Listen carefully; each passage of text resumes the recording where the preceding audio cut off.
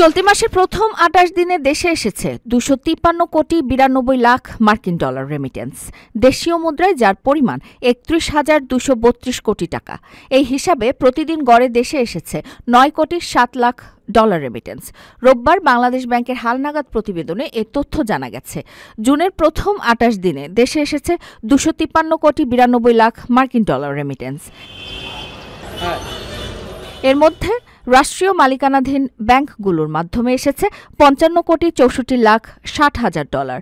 এছাড়া বিশেষায়িত ব্যাংকগুলোর মাধ্যমে ৩৬ কোটি ১২ লাখ ৩০ হাজার ডলার, বেসরকারি ব্যাংকের মাধ্যমে ১৬১ কোটি ৬১ লাখ ৪০ হাজার ডলার ও বিদেশি খাতের ব্যাংকগুলোর মাধ্যমে এসেছে ৫৩ লাখ ৭০ হাজার ডলার রেমিটেন্স। বাংলাদেশ ব্যাংক আরও জানায়, ২২ থেকে ২৮ জুন পর্যন্ত প্রবাসীরা দেশে পাঠিয়েছেন ৫৫ কোটি ১ লাখ ৫০ হাজার ডলার। জুনের ১৫ থেকে ২১ তারিখ পর্যন্ত দেশে রেমিটেন্স এসেছে ৮০ কোটি ৪৯ লাখ ৭০ হাজার ডলার। ৮ থেকে ১৪ জুন প্রবাসীরা দেশে পাঠিয়েছেন ৩০ কোটি ৬ লাখ ডলার রেমিটেন্স। আর জুনের প্রথম সপ্তাহে দেশে রেমিটেন্স এসেছে ৮৮ কোটি ৩৪ লাখ ৭০ হাজার ডলার। ওমানের সেরা রেট দিচ্ছে বাংলাদেশি প্রতিষ্ঠান গালফ এক্সচেঞ্জ। প্রিয়জনকে টাকা পাঠাতে আজই আসুন আমাদের যে কোনো ব্রাঞ্চে অথবা কল করুন স্ক্রিনে দেয়া নাম্বারে।